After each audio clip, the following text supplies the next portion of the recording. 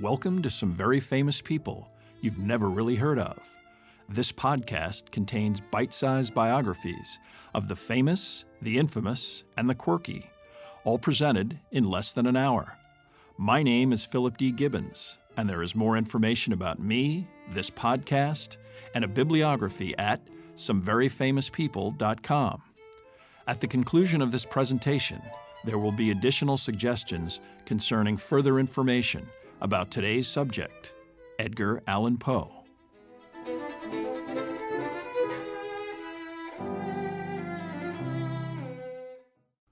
Now let's get started with our story about Edgar Allan Poe. In the crowded pantheon of tragic literary figures, one would be hard-pressed to find a more star-crossed man of letters than Edgar Allan Poe.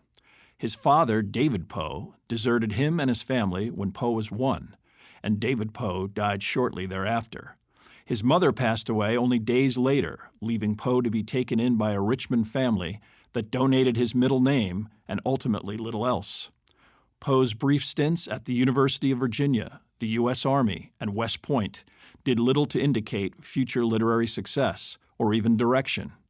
His marriage to a 14-year-old first cousin, career-crushing alcoholism, and impetuous hostility, even to close colleagues, indicate an unstable and even obsessively self-destructive personality. When it finally arrived, literary fame and celebrity provided little material benefit. For The Raven, the poem that made Poe a national figure, he was paid $9. For The Telltale Heart, Poe initially received nothing, settling for what an economically challenged editor could ultimately scrounge, no more than a pittance. That his disappearance and death in the city of Baltimore still remain an enigma is only fitting for the inventor of the modern detective story. Even in the afterlife, Poe had the misfortune to select a literary executor intent on personal revenge and determined to paint Poe as a dissolute drunk and even immorally depraved. Poe was born Edgar Poe on January 19th, 1809, in the city of Boston. His parents, David and Eliza, were actors that traveled a circuit along the eastern seaboard. His mother performed a week before his birth and would return again to the Boston stage a month later, which is indicative of the economic stability of Poe's family. David Poe had abandoned a career in law to try and achieve his wife's level of dramatic success. That he was unable to do so became a source of frustration and anger that eventually ended the marriage. He disappeared and was dead by 1811. Eliza took her 3 young children to Richmond, where she would contract tuberculosis and also die in 1811 on December 8th. Eliza's father-in-law was already raising Edgar's older brother Henry in Baltimore. William Mackenzie, a local Richmond merchant, assumed responsibility for Rosalie, Edgar's younger sister. Edgar would be taken in by Mr. and Mrs. John Allan, a reasonably prosperous, childless Richmond couple. Although they would never formally adopt Poe, they would add the Allan name, the source of Poe's full name, Edgar Allan Poe. In 1815, John Allan relocated the family to England for business reasons, and Edgar Allan Poe would attend a succession of boarding schools. 5 years later, and not particularly successful, Allan and family would relocate back to Richmond. Here, Edgar Allan Poe would continue his formal education. Poe and his guardian seemed to have gotten more and more distant as the younger man matured. Allan's business affairs were compromised by the harsh economic climate of the early 1820s that forced him to dissolve his business partnership. By 1824, he was openly disparaging his ward in letters to Poe's siblings, characterizing him as selfish and ungrateful. However, John Allan's financial situation greatly improved in March 1825 when he inherited a considerable fortune, well into the hundreds of thousands of dollars, from his uncle. Unfortunately, it did not seem to improve his relationship with Edgar Allan Poe. In February 1826, Poe enrolled in the University of Virginia. The school, the brainchild of Thomas Jefferson, was only a year old. It did not have the constraints of many of the other prestigious academic institutions of this time period. There was no mandatory attendance at chapel. In fact, religion was de-emphasized.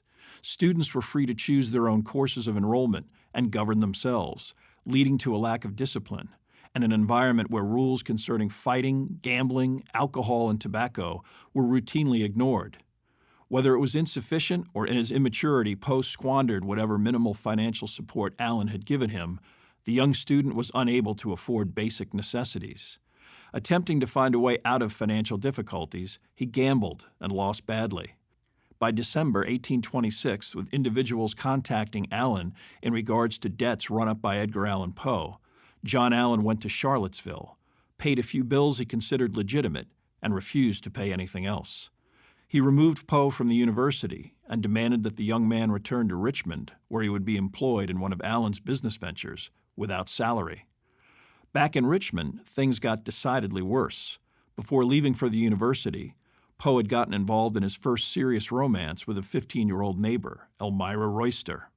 Throughout his short-lived college career, Poe sent numerous letters to the young girl, but Elmira's father, aware of Poe's difficulties with his guardian, presumed that Poe would never be socially suitable for his daughter and intercepted all of this correspondence. Elmira, thinking that Poe no longer cared, got engaged to another man. Poe is now stuck in Richmond, in dreadful economic and professional straits, and heartsick over this latest development.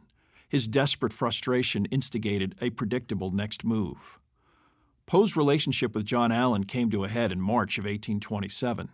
Many of the letters between the two have been preserved, and one from Poe dated March 19th gives a pretty clear indication of the tension within the household. Again I have heard you say, when you little thought I was listening, and therefore must have said it in earnest, that you had no affection for me. You have moreover ordered me to quit your house, and are continually upbraiding me with eating the bread of idleness. At this point, Poe had already made the decision to leave Richmond entirely. He decided upon Boston, the city where he was born, known already as a literary and publishing center.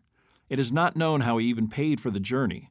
Perhaps John Allan's wife, Frances, with whom he still maintained a reasonably good relationship, lent him a modest amount of money.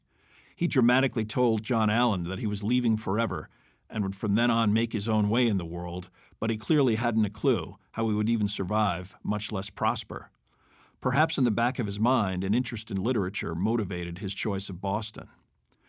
Poe was able to barely survive in his new surroundings for a short period of time, working in low-paying, tedious positions. However, less than 6 weeks after his arrival, he enlisted in the U.S. Army for a period of 5 years. While he most likely craved the security of such an institution, he must have been ashamed of this desperate turn of events. He enlisted under the name Edgar A. Perry, presumably so that no one who knew him would be able to determine the depths to which he had sunk. Surprisingly, Poe seems to have adjusted to the routine and responsibilities of military life. Initially assigned to an artillery battery, because he was literate and educated, he became responsible for preparing payrolls, taking dictation for officers' letters, maintaining service rosters, and various other bureaucratic efforts that were not physically or mentally taxing. Perhaps after the uncertainty and turmoil of his childhood and the extreme hostility of his guardian, Poe was comfortable with the predictable routine and stability of a peacetime military. He was, after all, only 18 years old. Clearly, Poe also had literary ambitions, even at such a young age. In July 1827, he published a 40-page pamphlet, a collection of verse entitled Tamerlane and Other Poems. Poe used the pseudonym, a Bostonian, still wary of any creditors who might have followed him to New England, debtor's prison still a very real potential legal threat. That this collection made no impact on the popular and critical consciousness is not as important as the work's mere existence. Although he paid to publish the pamphlet himself, Poe could at least now claim to be a published writer. His publisher, one Calvin Thomas, also 18, had previously only printed such items as product labels and handbills, which puts this effort into additional perspective. It is estimated that only 50 copies, priced at approximately 12 cents, were printed and distributed. Poe himself did not retain a copy, and the book was so obscure that even its existence was called into question until a copy was found in 1876 in the British Museum. Today, it is among the rarest and most valued of American literary artifacts. Only 12 editions are known to exist, and an edition auctioned in 2009 by Christie's brought in close to $700,000.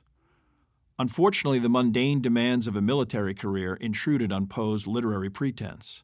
His artillery battery was ordered to Fort Moultrie, Charleston, South Carolina, in November of 1827. Poe would spend 13 months at this location, and years later would use Charleston as a setting for several of his fictional efforts, most notably The Gold Bug. Judging from his subsequent descriptions, Poe's immediate surroundings and existence were pretty bleak.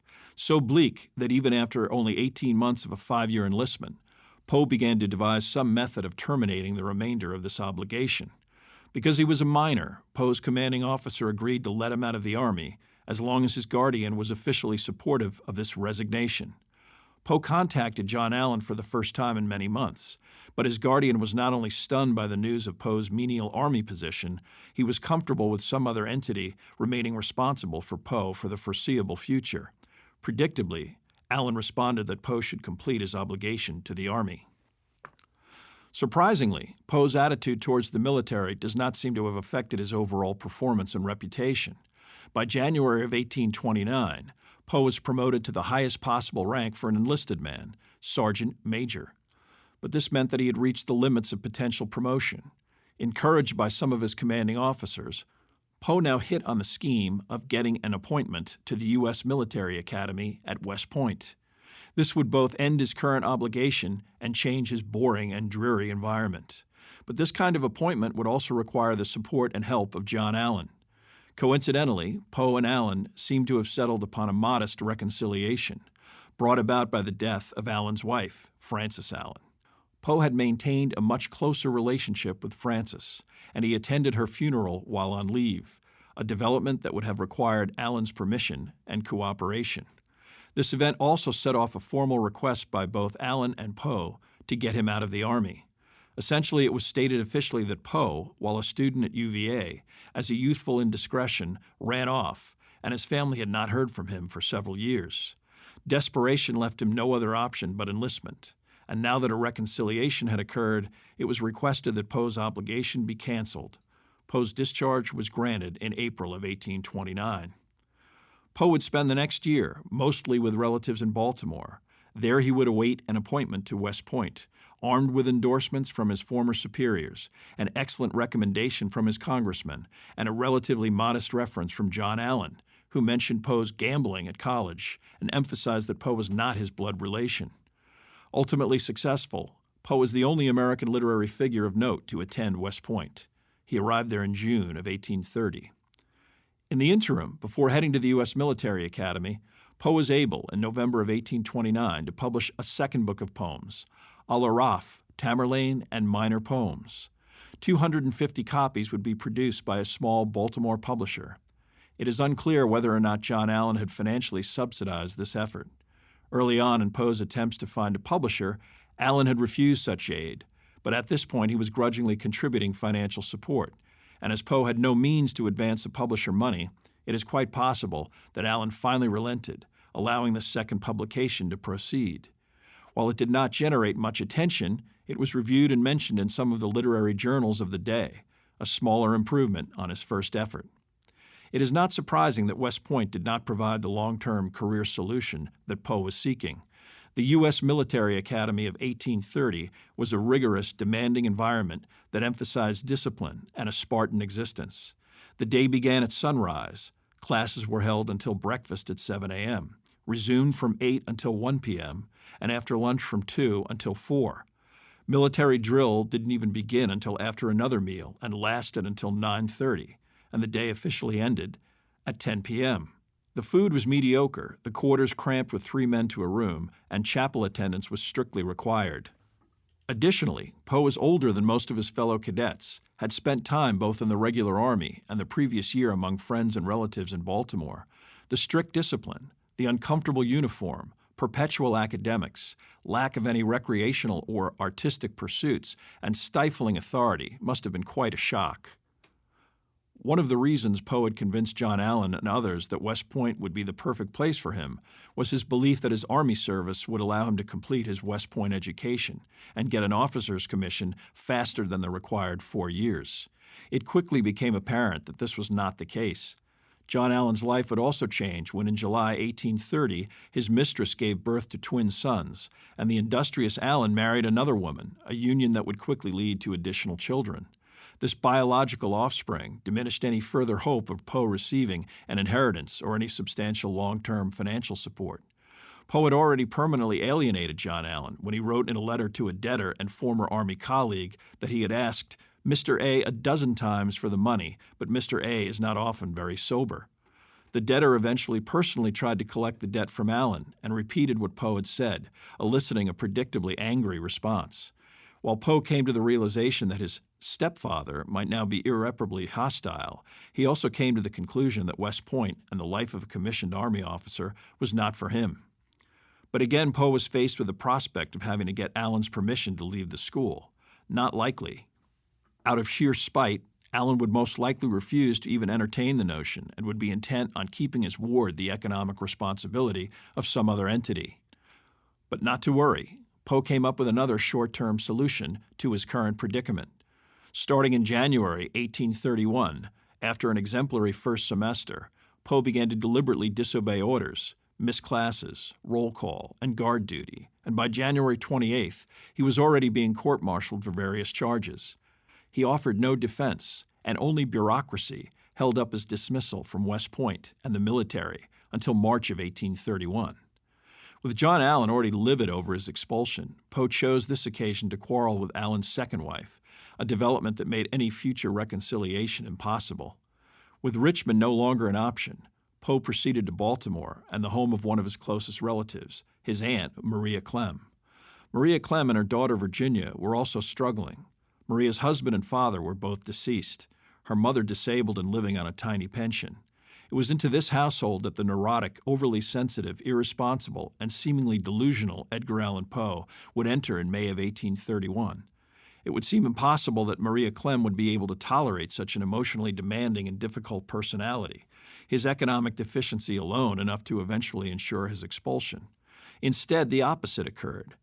Throughout the rest of Poe's life, Maria Clem would provide an emotional support that can only be described as maternal. She also believed in his talent, maintaining a household where Poe could develop his craft, the mundane demands of life kept at bay by his aunt's unwavering devotion. It was from this very humble environment that Edgar Allan Poe began the challenging process of attempting to make a living as a writer. Having by now published a third and also financially unrewarding book of poems, he also began to compose short stories.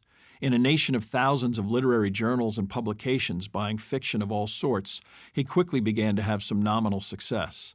His brother Henry had died of cholera in August of 1831, and not much is known about Poe during these early Baltimore years. He spent little time outside of the triangle of his aunt and cousin, essentially friendless and solitary, already a brooding, sensitive man verging on bitterness. He published an occasional story and won a few literary contests that paid a modest amount of money. But poverty would be a constant concern, enough to leave no other alternative but to send conciliatory letters to John Allan. With these letters ignored, Poe made one last attempt to force his way back into the older man's good graces. Understanding that Allan was seriously ill, Poe made an unannounced visit to Richmond on February 14, 1834. Pushing his way by Allan's second wife, Poe proceeded rapidly to Allan's bedroom. When he got there, John Allan, bedridden, angrily told him to leave and threatened to hit him with his cane. When he died 6 weeks later, Allan's will made good on the man's perpetual threat to leave Poe without a cent. Fortunately for Poe, he was able to cultivate some contacts in Baltimore who were able to help him. John Pendleton Kennedy, a respected and successful literary figure who had helped award Poe a literary prize, recognized that the gifted and promising writer was in dire financial straits. He gave him money and clothes, and in June of 1835 got him his first literary job at the Southern Literary Messenger in Richmond, of all places. The publisher, Thomas Willis White, was initially impressed by Poe's intelligence and editorial skills and gave him ample responsibility within all areas of the publication's composition. But Poe quickly became distracted and depressed when he heard that a cousin in Baltimore had asked Virginia Clem to move in with his family. This cousin, Nielsen Poe, was vaguely aware that Edgar Allan Poe was interested in marrying his much younger cousin, and Nielsen did not approve, which wasn't surprising, as Virginia was only 12 years old. In response, Edgar Allan Poe sent to his Aunt Maria a typically melodramatic and personal letter, proclaiming his deepest love for Virginia and his devotion to Maria, and a promise that he would take care of both of them if they would remain loyal. Poe also began to deal with his loneliness and depression in a fashion that would mark many of the major challenges of his life. He drank heavily. White, although alarmed by the effect of Poe's binges, initially tolerated Poe's behavior, but by the end of September, the publisher had had enough and fired Poe. Now unemployed, Poe still hastily made his way back to Baltimore to personally reconnect with his aunt and cousin. Poe's letter to his aunt had the desired effect, and Virginia declined Nielsen Poe's offer. Both aunt and cousin rejected more promising economic prospects and threw their lot in with Edgar Allan Poe, who also promised to support both of them. While in Baltimore, Poe received a letter from his former employer, Thomas Willis White, which was remarkable under the circumstances. In this letter, his former boss, who had only worked with Poe for 4 months, expressed his deep concern and essentially offered Poe his job back if he would agree not to touch alcohol. He went so far as to offer Poe a place in his own home to keep his former employee on the straight and narrow, and added, "How much I regretted parting with you is unknown to anyone on this earth except myself. I was attached to you, and am still, and willingly would I say return." Excusing the flowery language of the day, it is clear that Poe had made quite an impression on White, and Poe agreed to relocate both himself and his aunt and cousin to Richmond. By December 1835, a newly sober Edgar Allan Poe was named the editor of the Southern Literary Messenger. While this allowed a certain degree of newfound stability, it also meant that Poe would spend more time assembling content for the magazine and composing literary criticism, which was a core element of this kind of literary journal. It meant less time for fiction and poetry. Poe's position and salary, while modest, did allow him to make good on his promise to relocate his aunt and cousin. On May 16, 1836, Poe married Virginia Clem. The groom was 27, the bride 14. The specifics regarding when and if Poe enjoyed a physical relationship with his young cousin is a matter of dispute. It is widely believed that initially Poe and his wife's relationship was platonic in nature, but as she grew older, their relationship became more typically romantic. That they were emotionally close and that Virginia Clem practically idolized her husband has never been disputed. Poe improved the circulation of the Southern Literary Messenger, and his criticism gave it a national reputation. But he and publisher White would continue to have a difficult relationship. Poe's constant demands for money and occasionally harsh critical reviews alienated White. Poe's belief that he was underpaid and his frustration with an inability to work on his own fictional material ensured a contentious relationship. Worse, Poe eventually went back on his promise to abstain from alcohol. By the fall of 1836, he was again drinking heavily at times. He would be fired and reinstated in September, and by mutual agreement, Poe left the Messenger in December of 1836. Poe moved with his aunt and wife to New York, typically with no job and no specifics other than a continued intent to sell and publish his work. Harper's had rejected a collection of stories in 1836, noting that most had already been published and that he might be better suited to writing a novel. The resulting The Narrative of Arthur Gordon Pym of Nantucket was the only novel Poe would ever write. Its composition would absorb much of 1837. Some installments would actually be published in the Southern Literary Messenger, and Harper would publish the complete novel in July of 1838. The book takes place in 3 parts, chronicling a series of fantastic adventures undertaken by the narrator Pym aboard a succession of various ships. Because the book is meant to read like nonfiction, it incorporates materials written by various journalists to give it a factual veneer. Starting off in traditional fashion, ultimately it becomes more fantastic and bizarre, abruptly ending with the presumed death of the narrator somewhere near the Antarctic.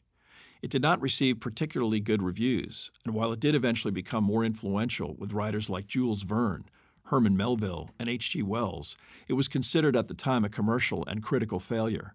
It was published in Great Britain, introducing British readers to Poe for the first time, but because of the lack of copyright restrictions, this was done without any financial compensation.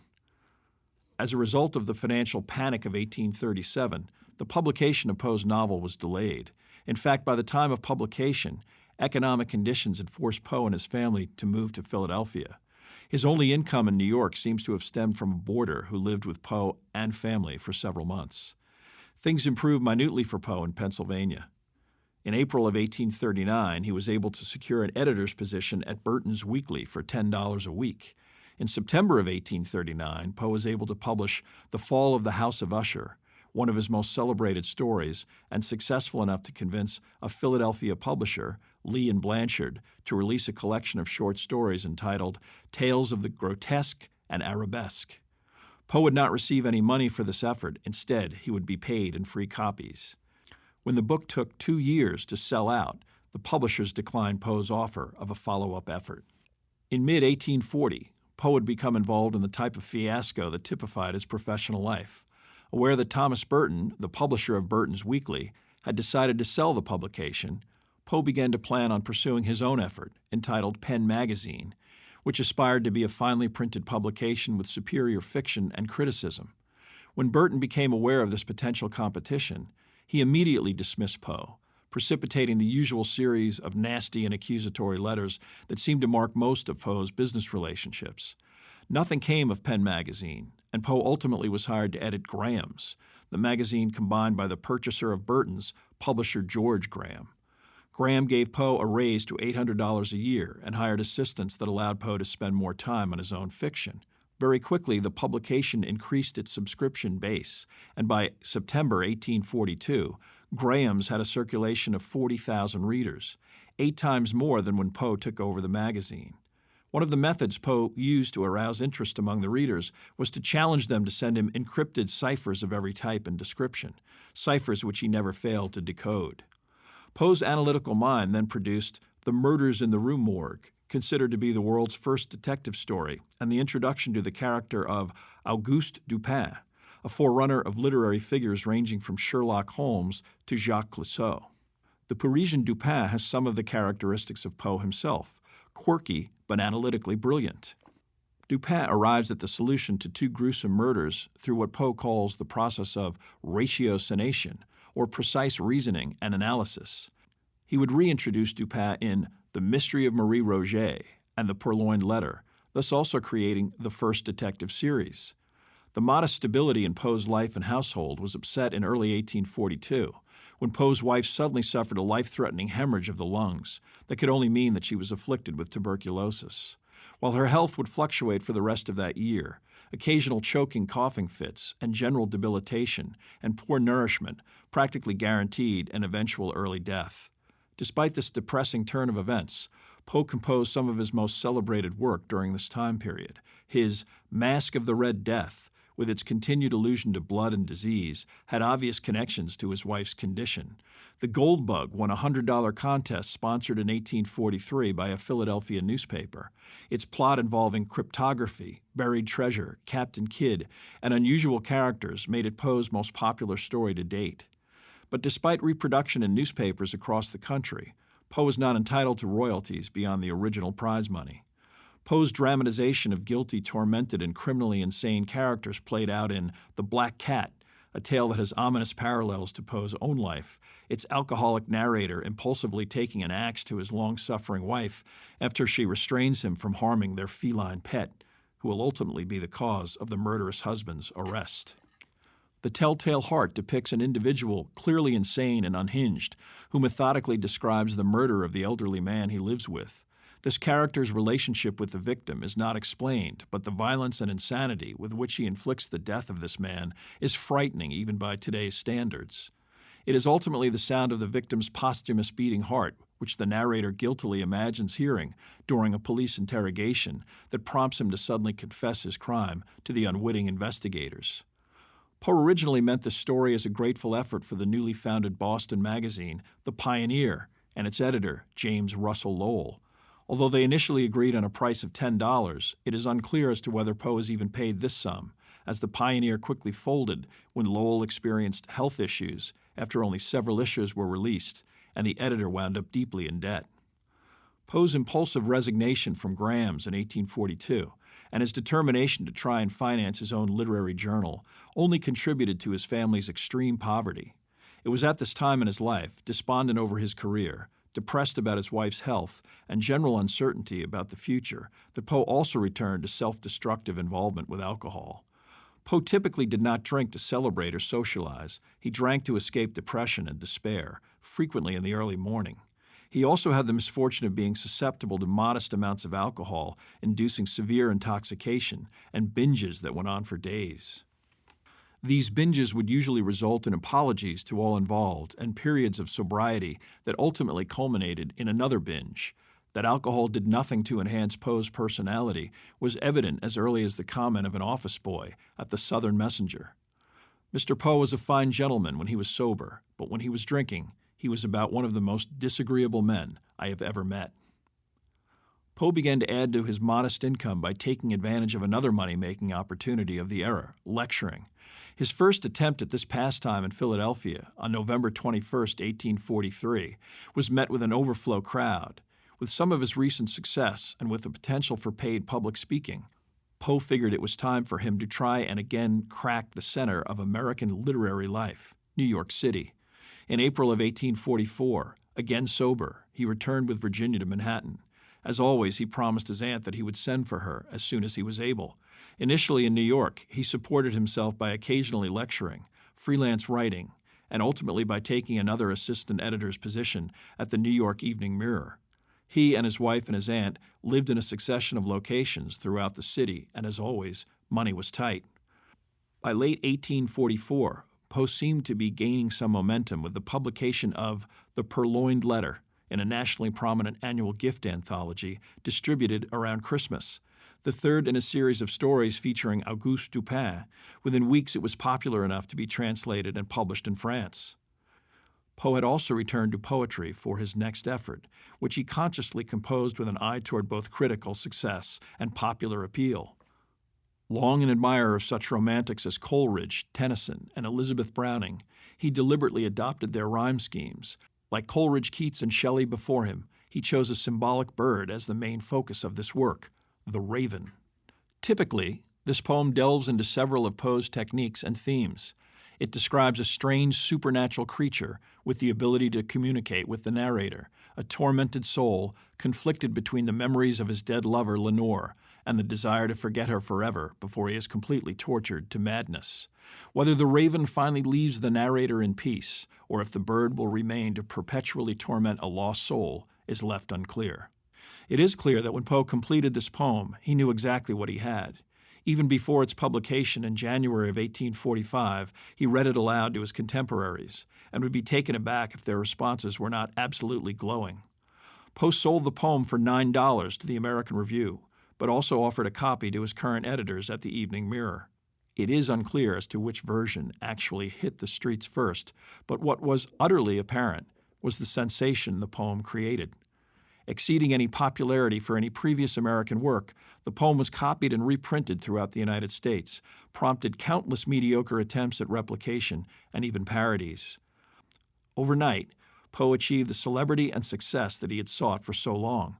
He was 36 years old. Poe was already attempting to move on from the Evening Mirror before the end of 1844, and in February of 1845 he became co-editor of the Broadway Journal. The Journal was a serious magazine of literary and artistic criticism. More importantly, Poe would be paid a salary plus a third of the publication's profits. Seemingly, Poe had also achieved his lifelong dream of editorial autonomy combined with a share of profitability.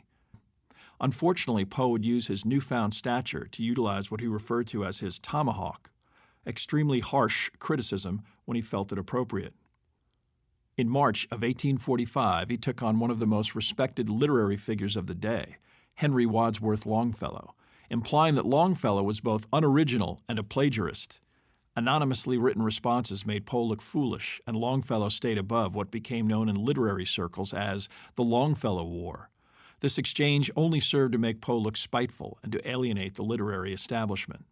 The success of The Raven prompted publication of a collection of 12 of Poe's short stories in June of 1845 and a collection of poems, including The Raven, in December of the same year. Initially, Poe was able to capitalize on his fame through the lecture circuit, but after a lengthy period of sobriety ended in April of 1845, he damaged his reputation further by either unpredictably canceling lectures or condescendingly insulting his audience, most notably in Boston in October of 1845. Even worse, his fellow publishers walked away from the Broadway Journal, thinking it was doomed. Poe bought it for a promissory note of $50, but the Broadway Journal failed 2 months later, and the promissory note went unpaid. Poe never worked again. Only a year after the fame of The Raven, he was reduced to writing letters to friends and associates pleading for money, this one to a former editor of his recent story collection. I am dreadfully sick and depressed, but still myself. I seem to have just awakened from some horrible dream, in which all was confusion and suffering. I really believe that I have been mad, but indeed I have had abundant reason to be so. My object in writing you this note is again to beg your aid. Symbolically, in June of 1846, Poe moved 14 miles north of the business center of New York to a small cottage in Fordham, in the Bronx. He made the rent by skewering many of his former literary associates in The Literati of New York, published in a gossipy journal of the day. At least the same journal would also publish one of Poe's finer works, The Cask of Amontillado, in which the narrator leads a fellow nobleman who has insulted him into a deep catacomb. Promising the man a fine sherry, he suddenly chains his antagonist to a wall and then slowly bricks him up for eternity, a not very thinly veiled revenge fantasy from Poe's own current existence. Completely isolated in the Bronx, Poe's situation disintegrated. He continued to drink heavily, essentially shunned professionally. His economic situation grew so pitiful that during the Christmas season, several newspaper editors published a notice that both Poe and his wife were friendless and without money. A small collection was raised, but with the onset of winter, his wife's condition worsened, the lack of heat and proper diet no doubt contributing to her chronic consumption. She would last until January 30th, 1847, dying at the age of 24. To avoid a pauper's grave, she was buried in Poe's sympathetic landlord's family crypt. Poe and Maria Clemm remained in the Bronx, and 1847 started off reasonably well when he prevailed in a libel suit that provided a few $100s. But Poe would write very little in 1847, depressed, distracted, and his own health now deteriorating. He would spend much of 1848 still clinging to the idea of financing his own literary magazine, The Stylus. He somehow got the idea that a return to Richmond was his last best hope at realizing this objective. The trip was a 3-week debacle of drunkenness and an abject embarrassment. With his professional life at a dead end, Poe turned to another alternative to resuscitate his economic fortunes, marriage. With celebrity, Poe became the object of female attention that continued throughout the decade of the 1840s. Poe became quite friendly with some of these women, and now he decided that one of them, Sarah Helen Whitman, 6 years older than Poe at 45, was worthy of more serious pursuit. A widow, Helen Whitman lived in Providence, Rhode Island, and traveled within literary and intellectual circles. In 1848, Poe and Helen Whitman exchanged correspondence, and Poe showed up in Providence without notice on September 21st, and within days hastily proposed marriage. Poe had literally begged her to rescue him and reinvigorate his genius, but Helen said that she would have to think it over. Ultimately, aware of the rumors of drunkenness and instability, Helen turned him down. Poe didn't give up, sending her several typically emotional letters imploring her to change her mind. Little did Helen know that Poe was sending similar letters to another woman with which he shared a platonic relationship, Annie Richmond. Poe chose this time to take a train back to Providence, but then, after purchasing 2 ounces of laudanum, and without seeing Helen Richmond, he boarded a train to Boston, got off and intent on mailing a suicide note to Annie Richmond to remind her to attend his funeral. He took half of the laudanum before he made it to the post office. Although he survived by vomiting up the drug, it made him dreadfully ill. 4 days later, possibly at the request of Helen Whitman, Poe sat for perhaps his most famous daguerreotype, ravaged by a suicide attempt and looking much older than his 39 years. Poe also proceeded to get exceedingly drunk, again begging Helen Whitman to save him. Later she would remember. He came alone to my mother's house in a state of wild and delirious excitement, calling upon me to save him from some terrible impending doom. The tones of his voice were appalling and rang throughout the house. Never have I heard anything so awful. It was long before I could nerve myself to see him. My mother was with him more than 2 hours before I entered the room. He hailed me as an angel sent to save him from perdition. When my mother requested me to have a cup of strong coffee prepared for him, he clung so frantically as to tear away a piece of the muslin dress I wore. Strangely enough, Helen Whitman agreed to marry Poe, of course on the condition that he would abstain from drinking. Helen's mother wasn't so supportive. She obtained sole legal control of the family estate to prevent any access by Poe, although he signed off on the changes. Many individuals counseled against the marriage, including Maria Clemm, but Poe and Helen continued forward, and announced that Christmas, 1848, would be their wedding day. The couple got within days of the event when Helen was mysteriously made aware that Poe had recently broken his pledge of abstinence. She canceled the wedding, and when Poe tried to convince her that she was mistaken, Helen's mother ended the discussion. Poe angrily left, and Helen Whitman never saw him again. A few weeks later, she did receive the obligatory histrionic letters from Poe, but never answered, not wanting to encourage any hope of a reconciliation. In May of 1849, Poe would complete his last great work, the poem Annabel Lee. On June 29th, he left New York intent on Richmond and a lecture. "Do not fear for Eddie," he called to his aunt as he left the Fordham cottage. But Poe only got as far as Philadelphia, where he got off the train and drank himself into arrest and incarceration for public drunkenness. Wildly disheveled, having lost the valise that contained his lecture, he showed up at the office of John Sartain, an artist he had worked with in better days. He told Sartain wild tales that indicated that Poe was probably in the grip of delirium tremens. It would take 2 weeks for Poe to recuperate and borrow enough money to make it to Richmond. Even without his lost lecture notes, Poe gave a flawless presentation on 4 separate occasions in Richmond and Norfolk. While in Richmond, Poe attempted to rekindle a very old relationship. This time, it was with Sarah Elmira Royster Shelton, his former next-door neighbor and 15-year-old sweetheart. Elmira's husband, Alexander, a wealthy businessman, had died in 1844, leaving behind a large estate. Although the will stipulated that Elmira would lose 3/4 of the bequest upon remarriage, and her family was hostile, Poe quickly proposed and insisted upon an immediate response. It is unclear whether Elmira Royster Shelton ever agreed to marry Edgar Allan Poe, but on September 27th, Poe left by steamer for New York. There he intended to settle his affairs, fetch his aunt, and return to Richmond, where he at least believed his marriage would eventually take place. On the way to New York, Poe's ship stopped in Baltimore on September 28th. He went ashore and, possibly with old associates or even total strangers, it is believed he decided to have a sociable drink. Poe had been sober for 3 months, on his best behavior while lecturing and courting Elmira. He'd even joined the Richmond chapter of the Sons of Temperance. Clearly that went out the window in Baltimore. The next anyone would hear of Poe would be on October 3rd, when a stranger found him, either semi-conscious in the street or inside a nearby tavern. A friend of Poe's, Joseph Snodgrass, received a note from this individual informing him that his acquaintance, Edgar A. Poe, was in great distress.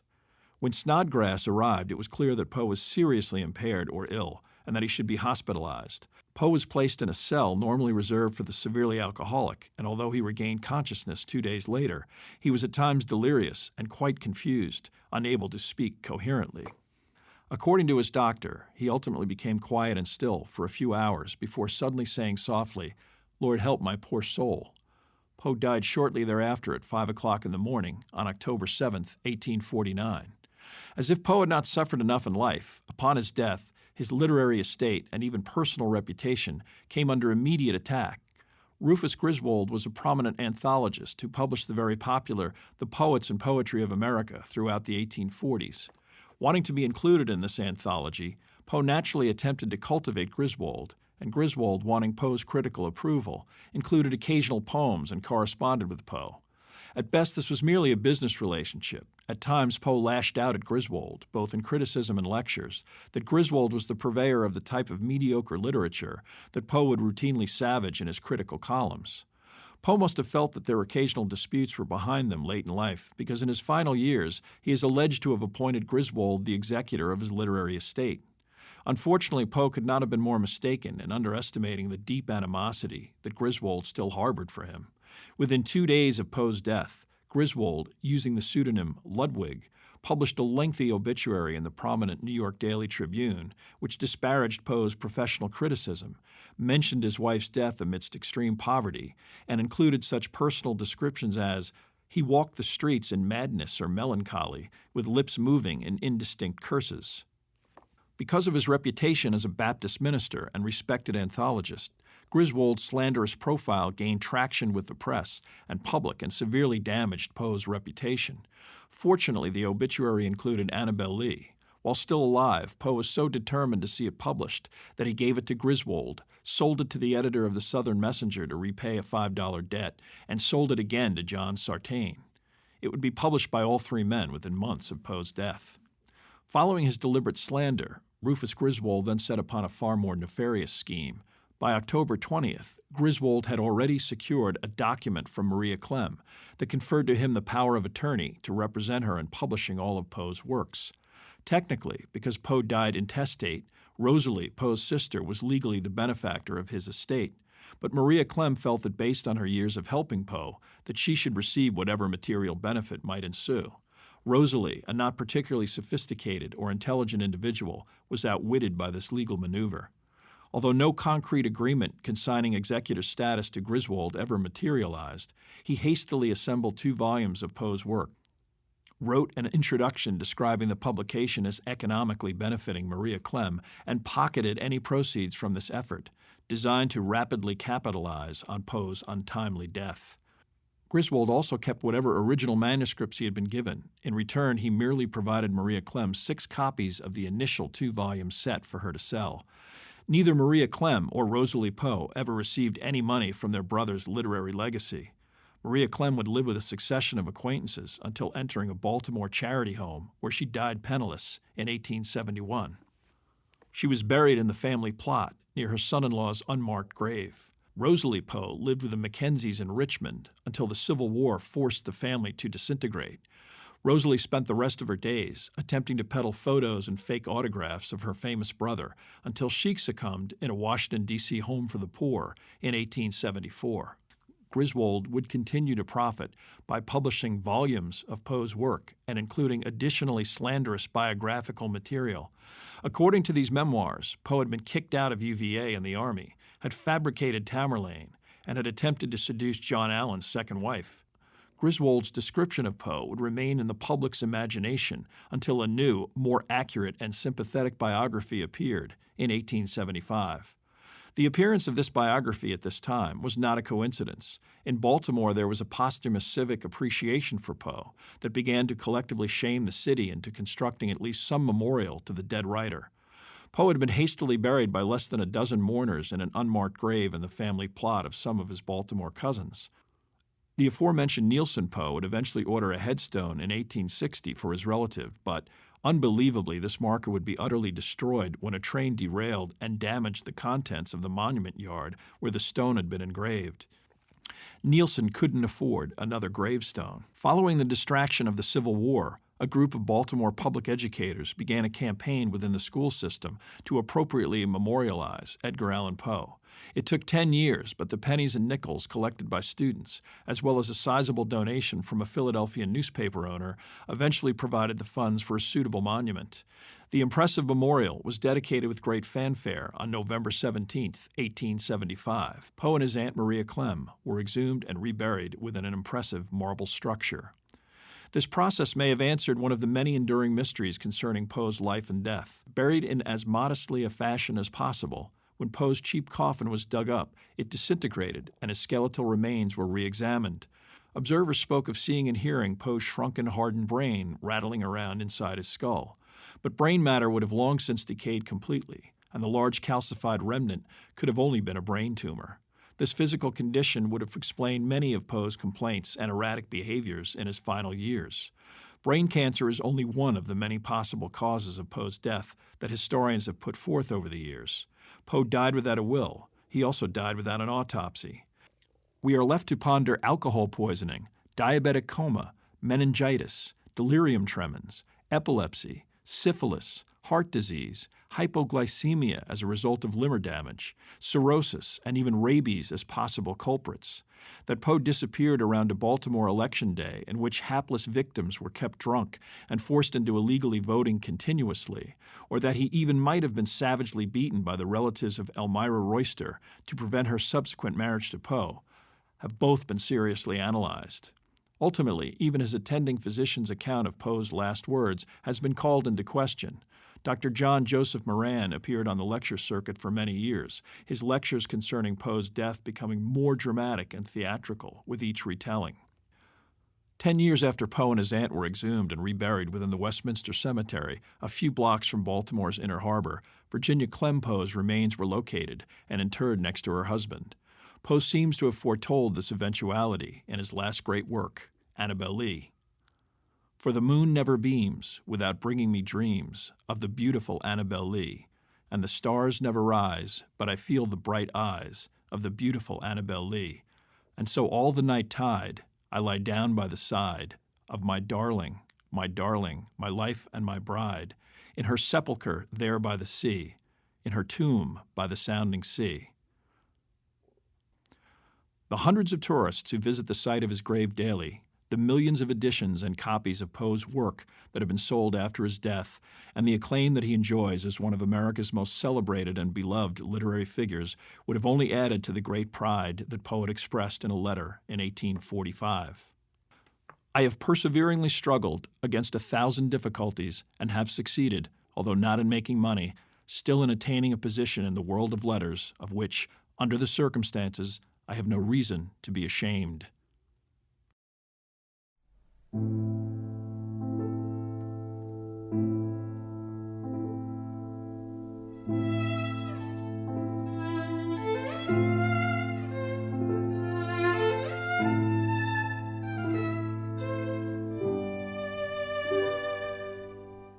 Thank you for listening to this podcast about Edgar Allan Poe. Much of the information for this podcast came from the books Edgar Allan Poe, A Critical Biography by Arthur Hobson Quinn, Edgar Allan Poe, His Life and Legacy by Jeffrey Myers, and Edgar Allan Poe, The Fever Called Living by Paul Collins. For information on how to access this material and for additional podcasts, please visit my website at someveryfamouspeople.com.